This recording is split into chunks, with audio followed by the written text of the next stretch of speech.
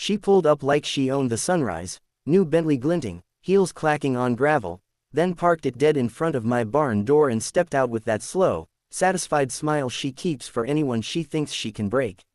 "You can't use that barn," she said, waving a glossy HOA notice like a warrant. "You're blocking the community access." I swallowed the coffee and felt my jaw tighten. "That's my barn, Karen," I said, calm on the outside. She laughed and leaned on the hood, calling over her shoulder, "Pay the fines or tow it. We'll make you wish you never bought that place." Neighbors peered from porches, half curious, half enjoying the show, exactly what she wanted. But when she reached for her phone to livestream my defeat, I stepped past her shoe and rested my hand on the old tractor's metal, smelled diesel and summer dirt, and smiled back in a way that didn't belong to a broken man. "You parked a car," I said softly.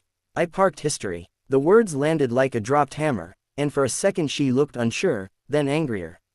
She didn't know why I'd left the tractor unlocked. She didn't know what was hooked to the back. She didn't know I'd been waiting for this exact kind of cruelty.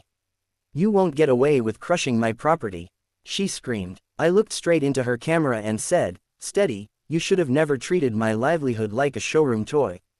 The engine roared to life, a low growl that rattled the ground beneath her shiny heels.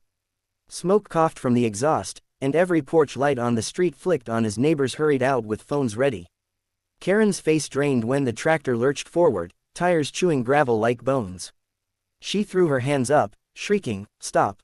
You'll ruin $100,000. But my barn door was blocked, and her car was nothing more than a blockade in my way. The steel bucket dropped, the tractor rolled, and with one slow push the Bentley's hood crumpled like a soda can. Metal screeched, glass popped, and the crowd gasped as the gleaming luxury folded under rusted power. Karen darted beside the car, screaming, "This is a crime.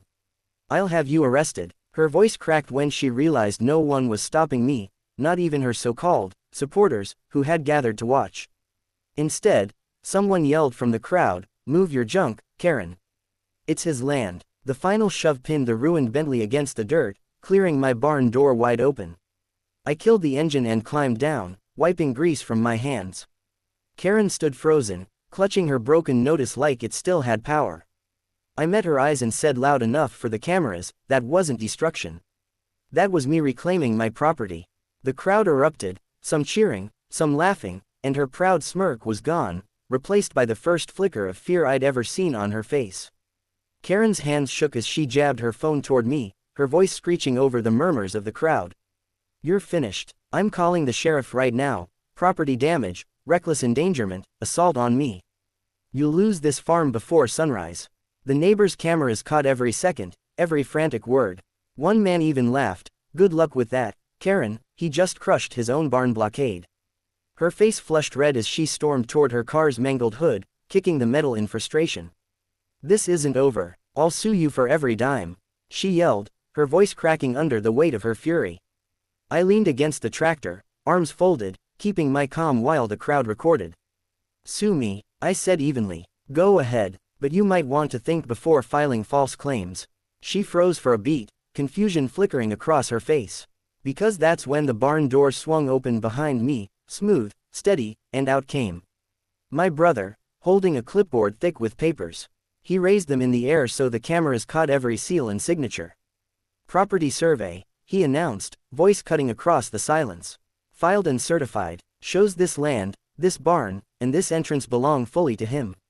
And," he flipped to another page with a faint grin, "video proof of you trespassing, blocking access, and threatening him." The crowd gasped, several neighbors muttering, "She's done." Karen staggered back, the bravado slipping fast. That paper means nothing. The HOA," I cut her off, stepping closer so the phones caught my words. "The HOA doesn't own me. And now, they don't own you either." Her eyes darted nervously toward the crowd, for the first time realizing the power she thought she had was slipping right through her fingers. Karen's voice cracked as she tried to rally the crowd back to her side. She stomped toward my tractor, waving her arms like she was giving orders. "Don't you see what he's done?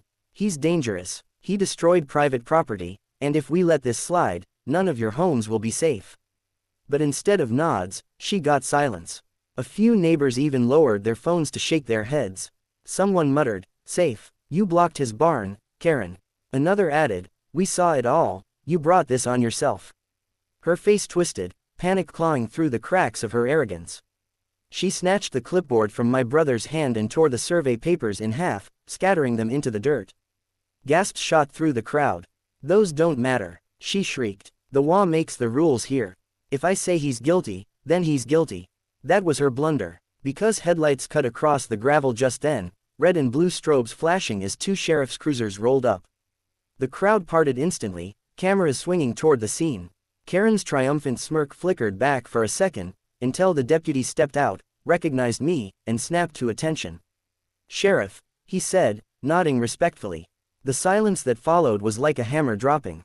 Karen froze, the last shred of color draining from her face as every neighbor realized at once who she had just threatened, lied about, and humiliated in front of 100 recording phones.